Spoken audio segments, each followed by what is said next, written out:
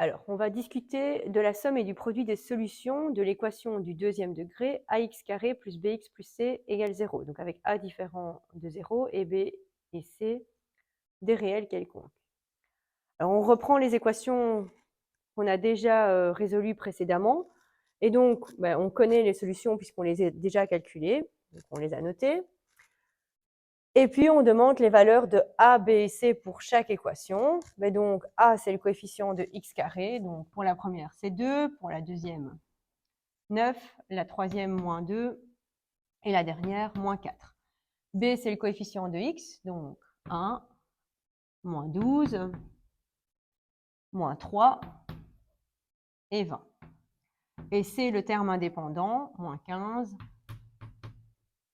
4, 2 et moins 25 pour la dernière. Et on va faire le produit des deux solutions qu'on a la somme des deux solutions qu'on a trouvées et ensuite le produit des deux solutions. Alors, 5 demi moins plus moins 3, on met tout sur le même dénominateur. Donc, 5 demi moins 6 demi moins 1 demi. Le produit, 5 demi fois moins 3, donc on multiplie les numérateurs entre eux et les dénominateurs entre eux. Donc, 5 fois moins 3, moins 15, et 2 fois 1, donc 2. 2 tiers plus 2 tiers, 4 tiers. 2 tiers fois 2 tiers, 2 fois 2, 4, 3 fois 3, 9, donc 4 neuvièmes. 1 demi plus moins 2, à nouveau, il faut mettre au même dénominateur. 1 demi moins 4 demi, donc moins 3 demi. Et 1 demi fois moins 2, moins 2 sur 2, et donc moins 1 si on simplifie. 5 demi plus 5 demi, 10 demi, ça fait 5.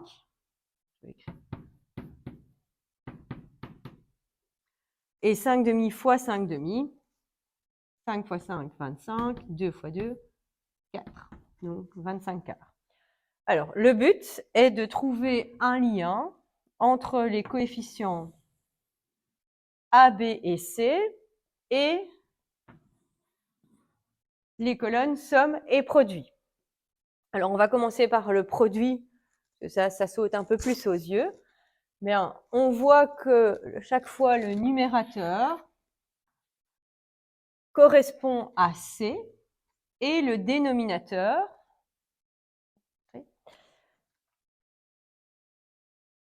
donc 2, 9, correspond au A. Donc, d'après ce qu'on a dit, le produit des solutions, x1 fois x2, est égal à C sur A. On va faire la même chose pour la somme. Alors, pour la somme, on voit à nouveau que le dénominateur, en tout cas ça se voit bien pour la première et la troisième ligne, est toujours A, donc sur 2 sur 2. Et le numérateur ne vaut pas B, mais l'opposé de B. Donc, on va le faire pour le premier. Si je fais moins B sur A, ça fait bien moins 1 sur 2, donc moins 1 demi. Pour le deuxième, moins 12, donc 12 sur 9, en simplifiant, ça fait bien 4 tiers. Moins 3, donc 3 sur moins 2, moins 3 demi. Et ici, moins 20 sur moins 4, en simplifiant, ça fait bien 5. Donc la somme, elle, est égale à moins B sur A. Alors, on va démontrer formellement ces deux formules en commençant par la somme. Donc, on suppose que delta est plus grand ou égal à 0 pour qu'il y ait des solutions. Dans ce cas-là, les solutions valent moins b plus ou moins racine de delta sur 2a. Et je dois montrer que la somme x1 plus x2 vaut moins b sur a. Alors, la preuve, je pars de x1 plus x2. x1 vaut moins b moins racine de delta sur 2a, et x2 plus vaut moins b plus racine de delta sur 2a. C'est déjà au même dénominateur, donc je peux mettre le tout sur 2a et tout recopier au-dessus.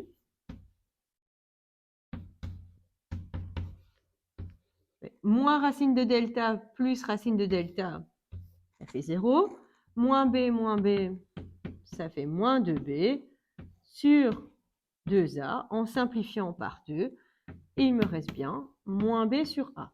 Donc j'ai bien montré que la somme des deux solutions valait moins b sur a. Alors je vais faire la même chose pour le produit. Donc je dois montrer que le produit des deux solutions, x1 fois x2, vaut c sur a. Je fais exactement la même chose que pour la somme.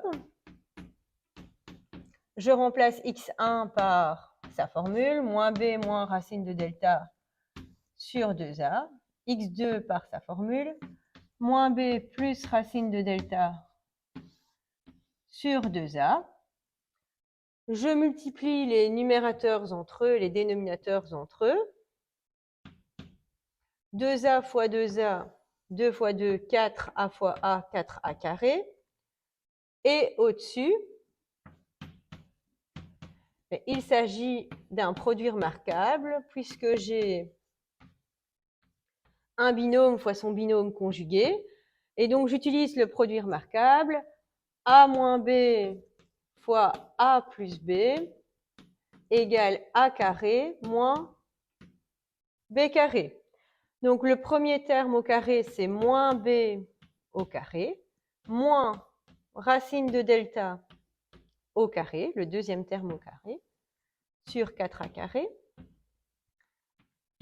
Moins 1 au carré, ça fait 1. Il reste b carré, moins racine de delta au carré, bien, ça fait delta. Sur 4a carré. Je remplace delta par sa formule, attention en laissant bien des parenthèses puisqu'il y a un moins devant. Donc delta, c'est b carré moins 4ac sur 4a carré. J'enlève les parenthèses précédées d'un moins, donc je prends l'opposé de chacun des termes dans la parenthèse. Donc b carré moins b carré plus 4ac sur 4a carré. B carré moins B carré s'annule, et il me reste 4AC sur 4A carré. Je peux simplifier par 4, et je peux simplifier A sur A carré. Il me reste bien C sur A, et donc j'ai bien montré que le produit des deux solutions valait C sur A. Alors, à quoi ça peut servir? Donc, premier exemple, premier type d'exercice. Bien, on peut parfois résoudre plus vite certaines équations sans être obligé de passer par le calcul de delta. Donc, un exemple pour celle-ci, je dois résoudre l'équation moins 2x carré plus 4x plus 6 égale 0. Je prends les valeurs de A. A vaut moins 2, B vaut 4, C vaut 6. Et donc, je connais le produit des deux solutions qui vaut C sur A.